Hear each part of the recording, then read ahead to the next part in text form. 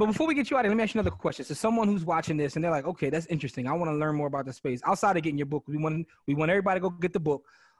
What is the first step you would give in terms of advice for someone looking to get into the space? Oh, yeah. Well, first thing is get skin in the game. Buy some Bitcoin. $5 worth, $10 worth. If you have Cash App right now, you can literally buy it through Cash App. That's the easiest onboarding app I know because people use it anyway. They use Cash App anyway. Buy Bitcoin through there. Have some skin in the game. What you need to first learn is how to send it, how to receive it. Because one of the things I talk about in the book is the internet age came and you didn't have to know anything about TCP, IP protocols. You didn't have to know about layer 2. You have to know about local area net. You know how to use the internet, right? You know how to click. And Bitcoin is going to get to that point. So all of this information about blockchains and mining and hashing, you don't really have to know that in order to be able to use it. So the first thing I tell people is get some skin in the game. Buy some Bitcoin, use it, send it a small amount so you don't feel like you're losing anything. And make sure you pay attention to news. You can watch our show, just news in general, crypto, Bitcoin news, 5 minutes every day. Check it out. One of the things you have to do is educate yourself. That's the second thing. Get some skin in the game, educate yourself. And then the last thing I would say for beginners is once you have done all that, use what you already do to earn Bitcoin. If you already sell goods, if you accept tips for your job, there's a website right now called Trylolly, TRYLOLLI. They have over 300 stores, Walmart, Sephora, Target.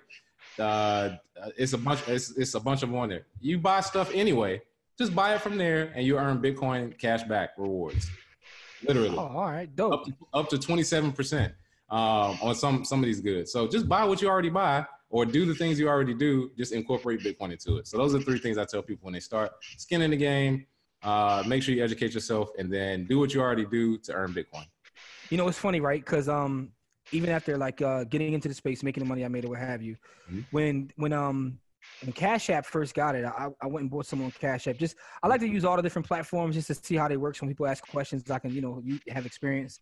But it was something about like, Coinbase is one thing, Binance is one thing. When I used it on Cash App, something actually clicked to me because of the ease of transferring it to fiat if I wanted to, but also like just being able to get it that fast. And now you can, send right through it was just so much easier. Something actually clicked to me like, yo, this could be utilized.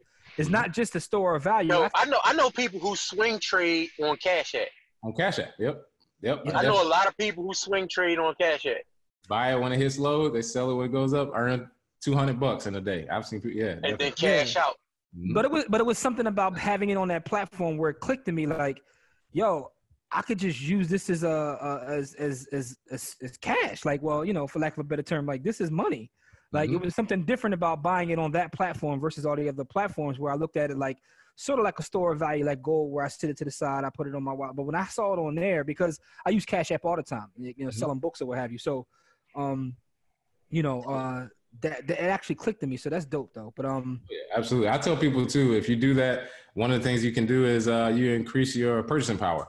So for instance, the price of Bitcoin is what, 3,000 in February.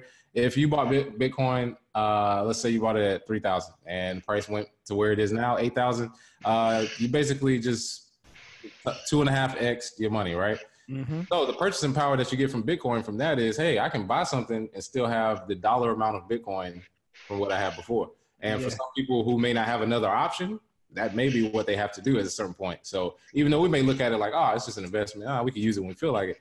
Venezuela, Iran, India, these places don't have much choices.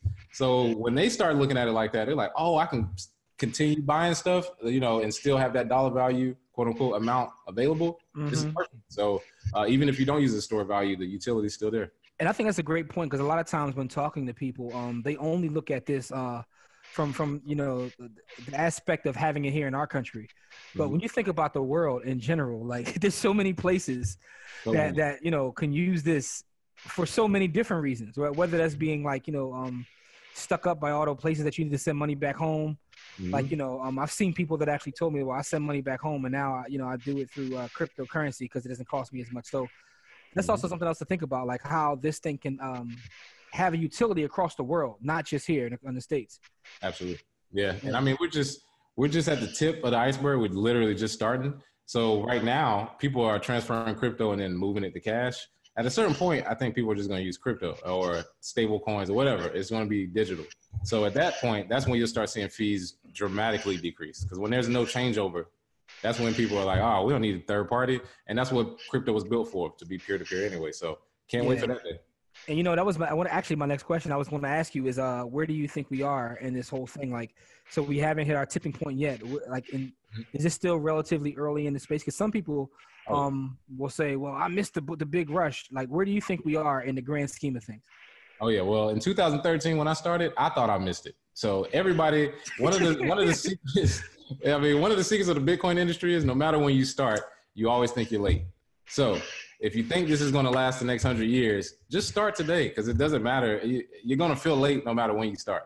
And one of the best parts about this industry is that if it is a money system that goes forward, where I see us going or see this industry going is it will be the standard at a certain point in the next, I think, 10 years. But we'll be a country that sets it as a standard. Bulgaria is storing as many Bitcoins as possible. China is mining 80% of the supply.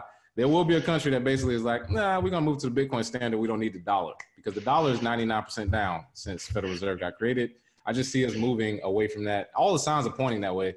And yeah, I think that's where we're headed.